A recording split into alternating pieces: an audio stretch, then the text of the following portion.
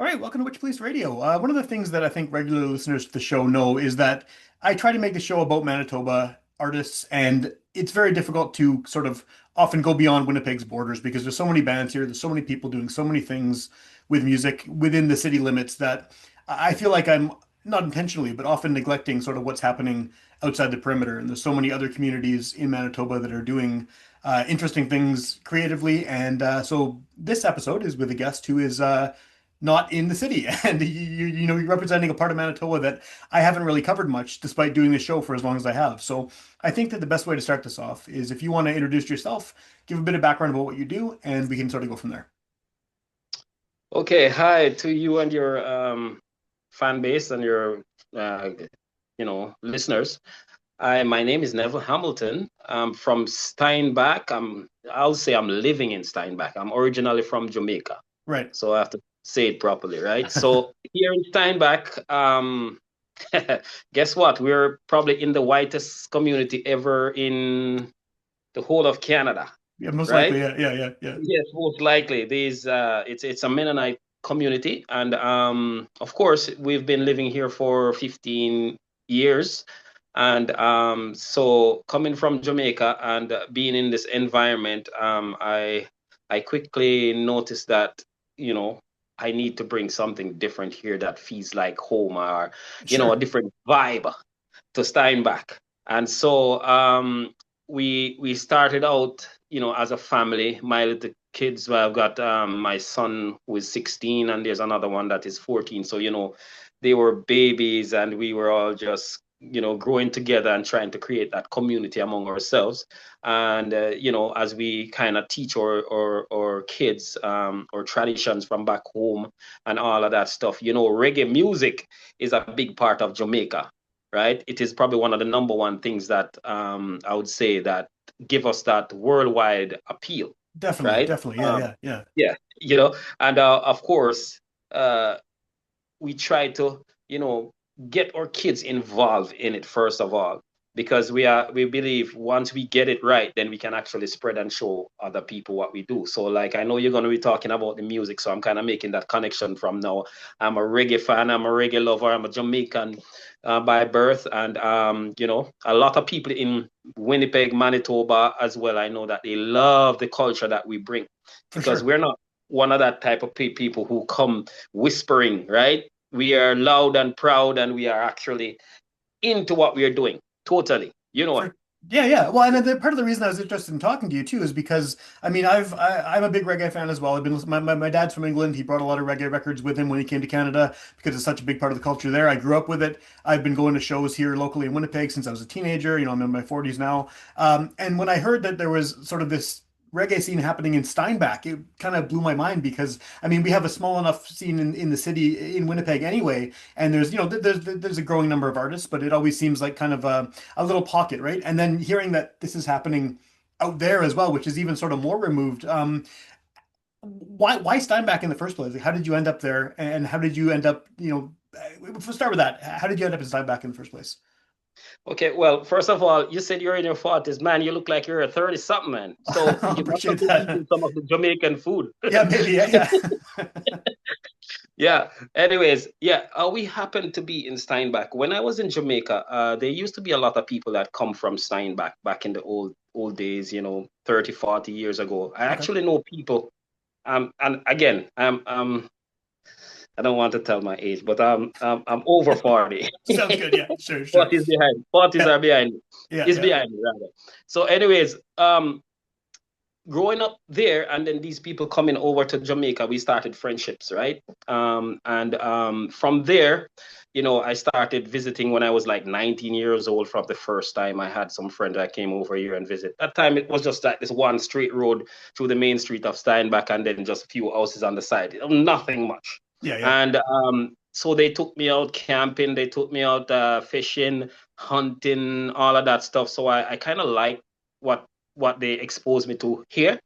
So then years later, I came back. One of my cousins got married to a Canadian young lady, a French Canadian, and so I started visit my cousin here because we grew together. And then from then, I brought over my family, and we've been here for that 15 years now Okay. and building community here. Like I mentioned before, when I got here, there wasn't much of Black people here, right? So I can even say as far as my daughters was probably two of my daughters was two of five kids Wow. that go to the SRSS school, of like almost 2,000, Yeah, right? yeah, So yeah. can you imagine? Yeah. But the good thing is like the positive part is like they're like that one little dark spot, that one little chocolate spot in all of the, so you can't miss them, right? Sure. Yeah, I guess not. Yeah, yeah, yeah. So So coming there like you said, being in this community where it's very white and it's very different culturally.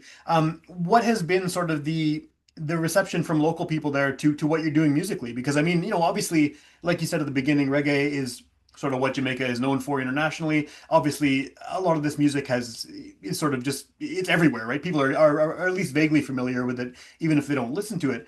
But I mean, you're interjecting something pretty new into Steinbach's Steinbach's community, right? So, what's people's take on it? Like, what did people feel about it when you sort of first started doing this, especially with kids involved too? Because that's probably different too, to see a band that has like this family element, and you're playing this different style, and you're clearly different from the majority of the population to begin with. yeah, so first of all, it wasn't just like, all at once that everything started getting Sure, good. sure. When I believe when we started out, especially because it's not just like a white community, right? This is more like a Christian white community. So they are Sure, yeah, yeah, yeah, yeah. less able or influenced by the reggae. You know what I mean? So we started from scratch here, right? So we built this kind of environment around us and our music. And then all of a sudden now we start getting invited for the festivals. Like here, there's a big festival that happens in Steinbach here every year, somewhere in the city. Yeah, yeah. And we started playing here and there, and then pretty much we were starting to headline the cultural section as we grow. So and on the main stage as well, we play on the main stage. So we've been working along with the community, growing along with the community, growing with the kids as well, because that is another element, right? That time to put in, having to be a working father, mother and stuff, then have to come home. One of the things that we usually do, as I come home from work, I don't hesitate. I say, oh, let's go play, right? And then all of us just get together, and it took years before it started coming into play, right? So but the community on a whole, it took a while to get warmed up to what we were bringing here. And, the more that we start sticking on that one love, that reggae, that one drop, that, vibe, then more people started accepting and appreciating it, right? And now we Well, kind of go out. When I go out, I kind of am their ambassador for reggae music here. yeah, yeah. Well, and there's a reason that reggae is universally loved too, right? I mean, there are elements of that music that appeal to pretty much everyone. You get people listening, all corners of the world. It has made some kind of an influence, which is so crazy to think of from such a small country that this cultural thing has just like it's so widespread that you can do it in Steinbach and people will, it's like the most unlikely place, but it still works. It's really cool. Yes, and just to put some more context to that right now, um, look what's happening now around the world. All of the wars, the crime, Yeah, the yeah, violence, and upset and all of that stuff. Reggae music was that bridge that would speak up for those who didn't have a voice, for sure. right? And that's the kind of image that real reggae music. Some people confuse both though, because we have like reggae music and we have like dancehall, Yeah, right? And like I personally, I love the reggae aspect because it brings family, and that's the part that we want to make sure that we're maintaining and keeping close to us, maintaining that relevance. Like country music, you have the clean country music. It's kind of like reggae on the opposite side, right? yeah, Everybody and their grandma and their dog can sing a country song. Reggae is the same thing, right? yeah. So the real reggae music, I'm saying, but dancehall now is a little bit different. I'm not going to go into that, but it's what attracts from the Bob Marley and the Peter Tosh, all of those guys who are the pioneers for what reggae is over the world. So we keep that legacy going as best as we can. Yeah. We do our little thing a little bit with more, what we say now, a little bit more different flavor because we kind of mix, sometimes mix like the Canadian, rock, you Yeah. know, overlays and stuff like in it, to make it more relevant to those who are here too as well. So we do that too as well.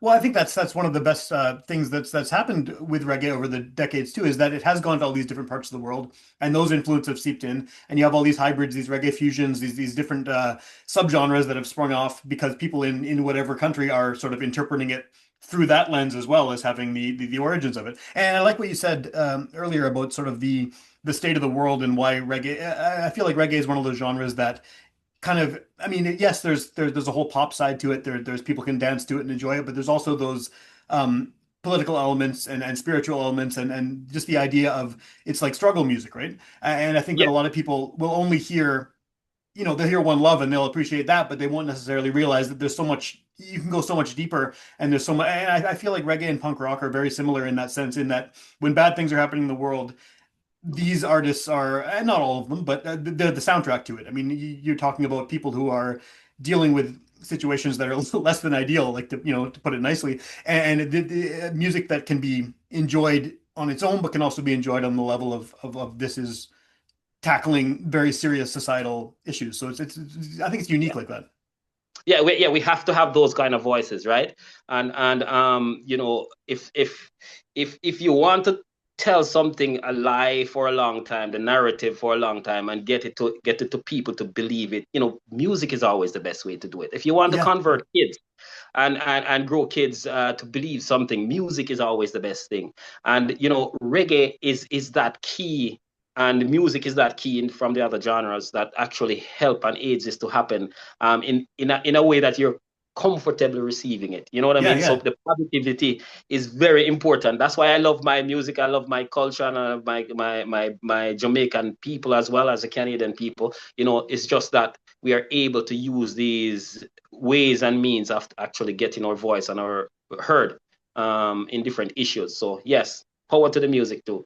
for sure. Yeah, yeah. So what has your experience been like? I mean, you're in Steinbach. Obviously, it's not that far from Winnipeg. You have played shows in Winnipeg. I saw you play a show in Winnipeg. Like you've obviously been in the city. What has your experience been? I'm always curious about this because a lot of artists coming from outside the perimeter, they don't necessarily have the same connections as those of us who have been involved in the music scene here for decades. Everyone knows each other. It's very tight knit.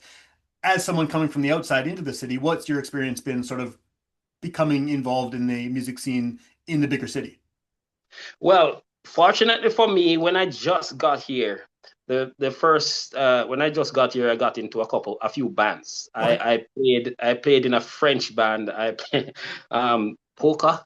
Okay. Because I'm a bass player, Yeah, yeah. and I love playing the bass. So as I got here, I got roped in a few bands, and we were visiting Winnipeg from then to different gigs and stuff like that. Then I start meeting up some other guys who are from Winnipeg who plays reggae music, and I start playing with some other bands there. So my experience was pretty much good because I guess somehow they like what I do and how I play. So that actually helps me cut my talent ability, make room for me in that case, I guess. So I was introduced to the music arena through that medium, my just playing.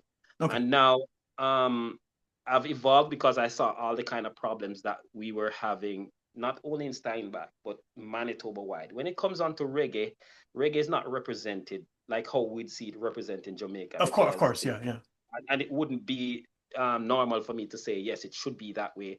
But the potential that there's so much more that we could have done or we can do was like a burden on my heart, because now I'm coming from Jamaica. I'm coming here. I want to see our culture here and stuff, because I know there's lots of Jamaicans all There, around Winnipeg, sure, it's lots. right? Yeah, yeah. And then I hear the history. I hear all the big shows that used to happen. And when I look at what was there 10, 15 years ago, when I said, well, then what happened? Because now there's nothing much happening for reggae music. And if I'm hearing that it was this great then, what happened? Why did it stop? Yeah. So I started touring with a band from Winnipeg. and we had 12, I think 10 or 12 different shows across Canada to do. We were touring with a guy they call Jack Cotta. I don't know if you know him. Yeah. I've seen him live like 4 times. I have his CDs. Yeah. Oh, you haven't seen it? I have. Awesome. Yeah. Well, Did Jack out of the yeah, determination. Yeah. Yeah. and big him up, big up to Jack Cotta because he has a bunch of new songs released right now too as well, Right on. right? But anyways, when I was touring with him, I kind of noticed this trend right across all the places that we were going, that the reggae music is kind of on the down spiral, you know what I mean?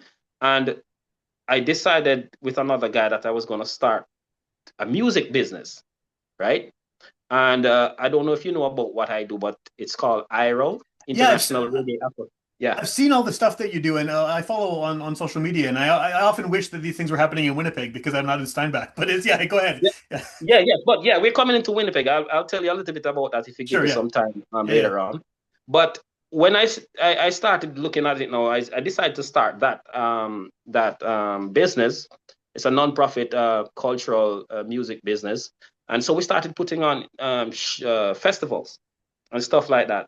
Now I can tell you, starting from where we started was like brutal, man. It was difficult to get that platform up to where it needs to be. I mean, costly, lots of time and energy and stuff like that, and even resources was like lacking. Yeah. I mean, that's another story too. I could talk about that No, too. Where I can relate actually. Just as an aside, in the early 2000s, I was one of the people involved in organizing the Winnipeg Ska and Reggae Festival. I was in ska bands here in the well, 90s, and we had this festival for 3 or 4 years. We brought in Mikey Dread and Sugar Minot and Willie oh Williams, and that wow, it was very difficult though. I mean, yeah, I'm sure it's probably some of the similar roadblocks you came up with in terms of just getting people out to the shows and getting funding and things like that. It wasn't easy. So, but this is many years ago. So yeah, you're doing this now. Obviously, it's a different time. Hopefully, it's working better for you.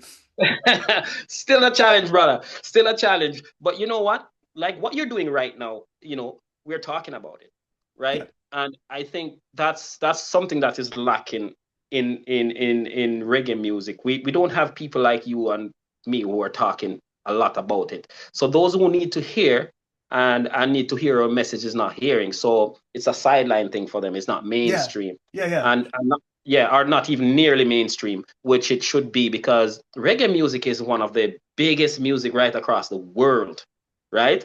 And if when you go and look at the events like in England or Europe or Yeah, in Africa, Germany and stuff, there's these just Germany and gigantic stuff, festivals. Yeah, it's crazy. huge, yeah, huge turnout, huge people, amount of people come and how receptive they are to the music and the culture and the difference that it makes, the economical benefits, you know what I mean? Yeah. And that's stuff that we're not lacking into in Canada here because a lot of times there's just a tunnel vision for those who can actually help to support the music here, right? And then we are trying, but we not now don't have the resource to carry that kind of big vision forward and to the speed that needs. So a lot of times people get frustrated because it's taking too long or too much barriers and all of that stuff.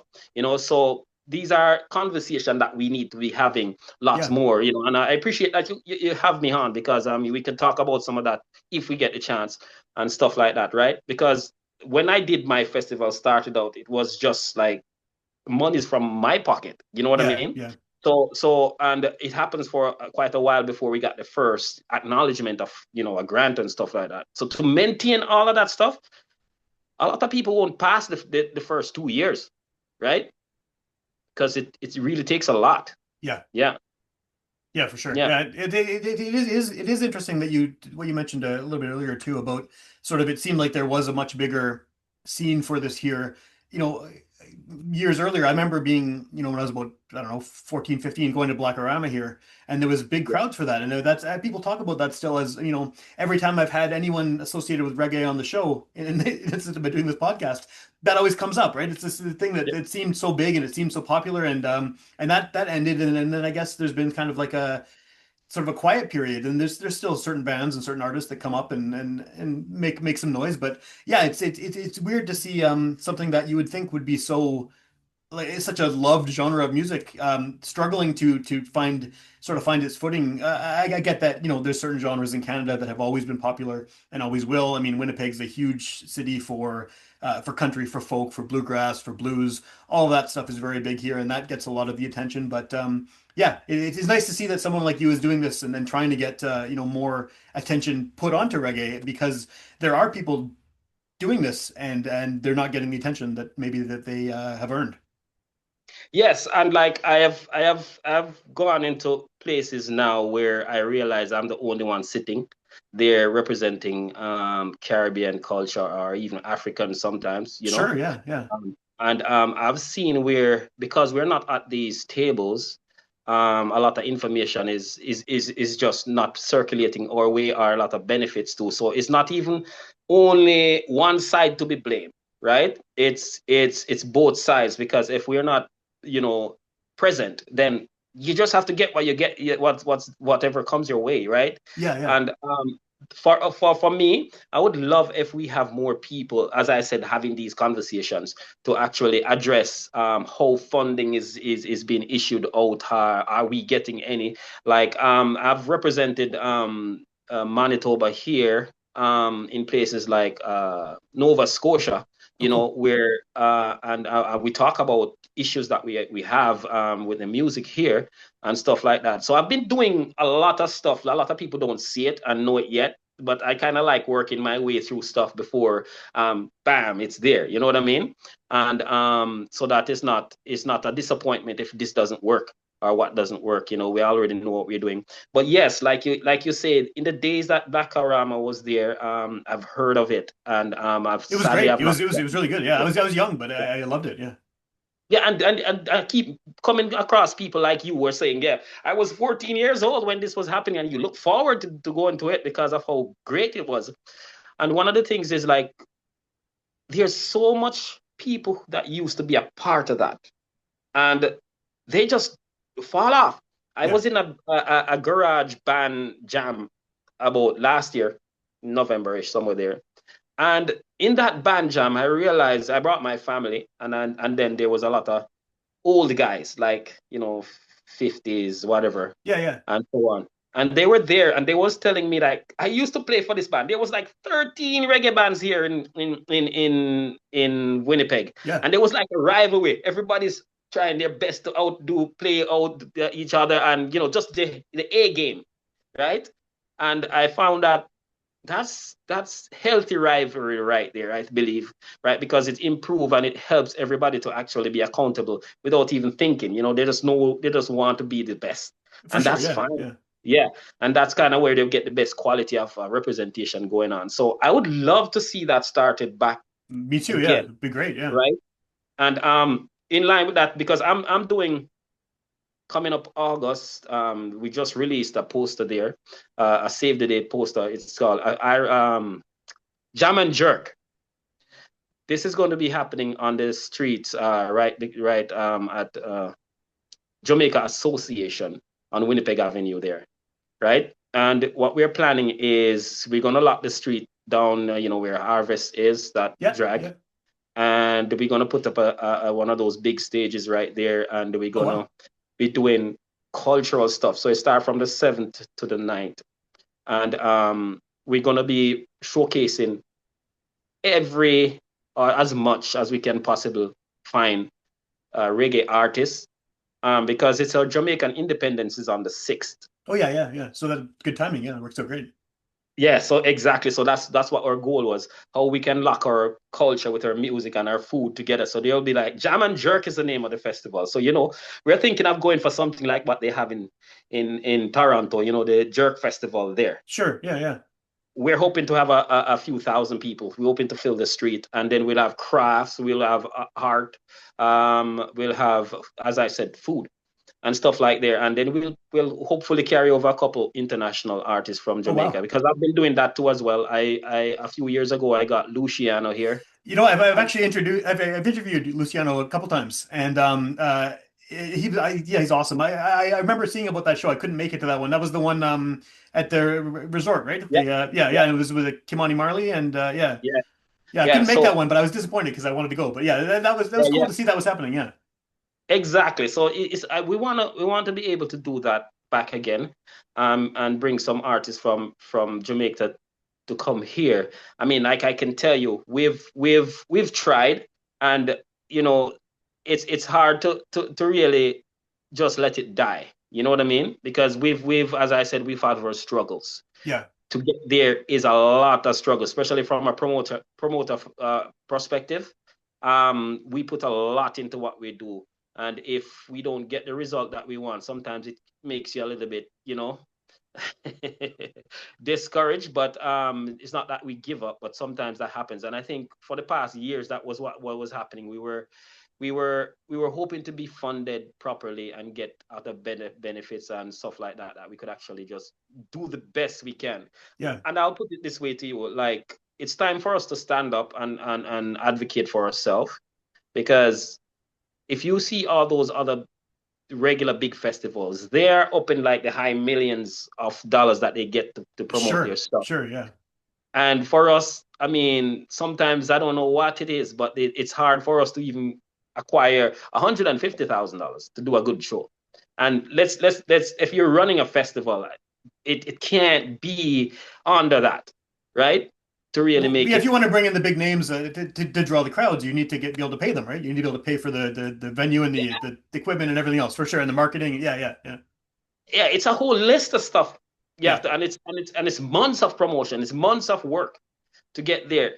A lot of people think, okay, well, it's okay. Tomorrow is the event, so it starts tomorrow. No. yeah. It starts a year ahead of time. Yeah, yeah, yeah. So it's all that work. So we find ourselves getting sometimes burned out because we have to also find the money to do it, you know? For sure, yeah, yeah. And And if it's something that people don't understand, because I mean, like a lot of the funding organizations, they're used to funding rock bands, or they're used to funding folk festivals, or used to funding jazz festivals. Reggae is maybe not on their radar at all, and so they don't realize that there is a community that wants to hear this, and it just getting your foot into the door, just even from the very beginning, is probably a bit of a hassle. yeah, yeah, it is. And like I would say we have some sponsors, and I will probably give a shout out to like Canadian Heritage and Manitoba Arts Council. Yeah, Factor came on board with us at some point. Like they do help, but one thing I realized coming, that they are thinking a little bit different now, yeah, because some of them are revamping their how they do things, and how they look on communities like ours. So you can see it in the wording that they're changing on their applications nowadays. So they're being more inclusive, I yeah. would say. And so I can tell that the future will be better for others who are coming on board. But yeah, we had to take some shots, like, seriously, just to get to this point. And it's strictly resilience why some of us are still standing, For doing sure, what yeah, we're doing. yeah. And then because we're not mainstream as well. The effort that we have to put in have to be twice as the other genres, right? And a lot of people don't realize that our workload is huge. Yeah. You know, Yeah, and and you've less people doing it too, because it's not as mainstream. Like you said, there's not as big a group of people trying to do this. But I think we should follow up on this closer to your festival that's happening, and then we can talk about this a lot more. But for now, how do people find out more about what you're doing out there in Steinbach with your band and with all of the events that IRL is doing? well, we got our IRL website, International Reggae Afro Latin Music and Arts, and then we also have our youth group. Now, let me clarify something here. There's two aspects of it, because one is more like in the festival and the arts and stuff like that. Then we have our IRL Creatives, which is the youth led section of it. Oh, One cool. of the things why I thought it was important that I do this is because now we get to train some of our youth them how to take over from us, Yeah, right? yeah, yeah, Because we have to have a continue to a plan, right? And that's kind of how we get to them, to teach them over the period of time. So now we've been operating that IRL Creative for 3 years, three going on 4 years, and stuff like that. And we, as I said, sometimes we have like 20 kids there, sometimes we have 60 kids there as well. And so each time now we're trying to influence them this way. So we do events here, but like the main IRL now, the IRL Fest, We do it everywhere because it's registered federally, but we have not been all over yet. But we're trying to Cool. do stuff like Winnipeg. Sometimes we are out in Brandon, and we used to be out in Grand Beach too as well. Yeah, yeah. So all those kind of aspects now. Later on, we hope to grow from there. So each area can have their own festivals, and we when we get artists here, we can do a tour. Here, there, and there kind of deal. That's Yeah. awesome. Yeah. So the website's the best place to find out more about what's going on. Yes, and our social media as well, because we have our social media.